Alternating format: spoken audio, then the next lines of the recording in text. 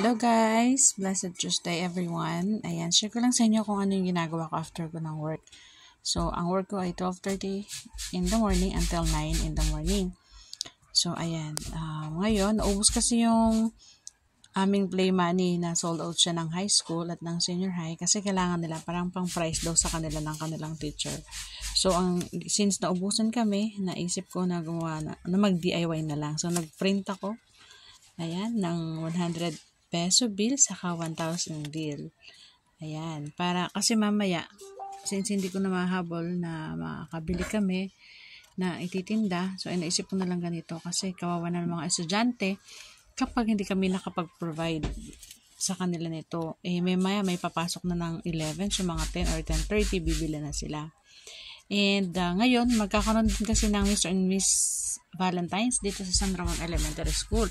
Kaya naisipan ko din na bumili ng red t-shirt saka short na white kasi kailangan yun ng mga candidates. So, yan. I-share ko lang sa inyo na gumagamit ako ng Canva. Ayan. Syempre, ilalagay ko yung mga size, yung gagawa ko ng size chart for kids and for adults. Ayan siya. And tapos, ipopost ko lang yan dito sa aming page. Ayan. Sana i-like nyo po yung page namin. Ayan po. So, mura lang po yung mga school supplies namin. At, yan, habang ganito naman ginagawa ko, si Daddy naman nagre-ready siya ng para sa ice scramble ng paninda niya. Ayan. So, yun. Anyway, wag nyong lilimitahan yung sarili nyo.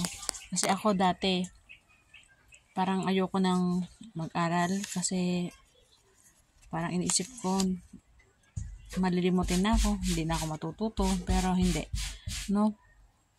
Kapag willing ka, marami ka pang pwedeng matutunan sa buhay. Ayan. Kumbaga, ito rin lang din yung isa sa, bukod sa changes, yung learning, yan din yung permanente sa buhay, no?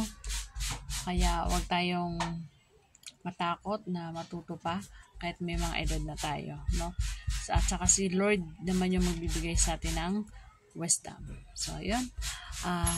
Pa-like and subscribe na rin. Thank you and God bless everyone.